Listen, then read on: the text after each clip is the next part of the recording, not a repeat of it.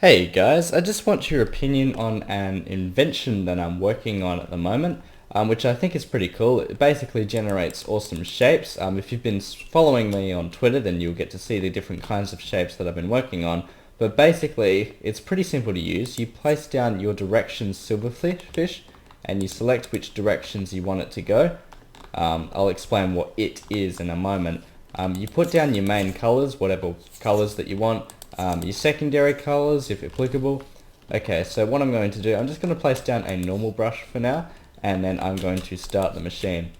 And as you can see, it generates a nice random pattern using my colors and the directions that I specified back here with the glowstone. So if I had put something here and then run it again with the normal brush, press start, then it would have gone out in 3 directions. Now you're probably thinking, yeah, that's pretty cool, you can generate mosaics, but this thing also works in 3D. So let's place a glowstone block right there, and then we'll put a normal brush right here, and we'll start it.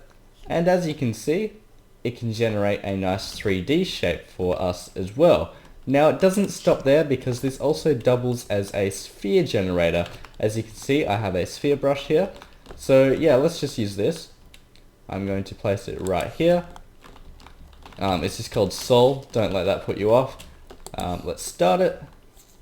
And there you go, you can see it's generated a sphere out of the secondary colors that we've used.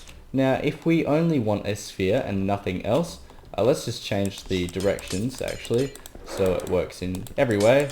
Apologies for the background noise. Yeah, we want this to work in every direction, so here are the directions that are supported at the moment. So you can just build a giant cube around if you want. My refrigerator is very loud, but anyway, let's put a directions thing in here. Now, I don't want anything as my main colors, I only want secondary things. So what I'm going to do, I'm just going to place down some end stone right there. And then for my secondary colors, I just want glass only, so we'll get rid of you. It picks it at random, but yes, I think I'm happy with that. So let's have a sphere brush because it won't work with any other kind of brush. Now because I'm using endstone, we just have to stand back a little bit. Let's start it. And as you can see, it looks a bit strange and funky at first, and it does get quite laggy.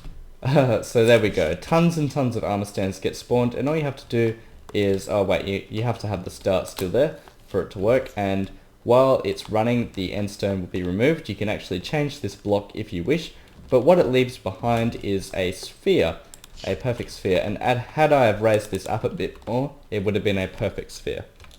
So here are my main colors at the moment. Those are the 3 I chose, and here is the shape that I've picked. I've actually got no idea what this might look like. I have a general idea, but I'm always pleasantly surprised with what comes up. So let's just take a look. With my normal brush, let's start it, and it looks like we kind of get a square for a pyramid. Yeah, that looks pretty cool, but you also get this nice grid pattern on the side, which I actually need to fix because it isn't a bug, but I just need to add, I think there's thousands and thousands of combinations, but I need to add a particular combination that stops this kind of stuff from happening. And as you can see, the pattern on the outside actually looks pretty nice, so I'm pretty impressed with how this worked out. Alright, let's see how this one looks. I'm curious to see how this goes. Let's move over here. I have no idea what's wrong with my fraps at the moment, but everything seems a lot laggier than it used to be. Alright, there we go. Whoa, what kind of shape is that? That is pretty cool. Interesting. That's definitely not what I expected, but I'm liking it. It looks pretty nice. So there are a few problems with this designs. First one, you have to be kind of close to the 0, 0 coordinates in your world for it to work.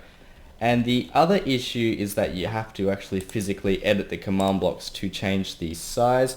And the other issue is that if you make your size too big, like a size 30, then you will start to experience some pretty extreme lag, in which case MC Edit is probably better for you. And the other downside is that you have to also change the radius of the circle by changing the R and RM values.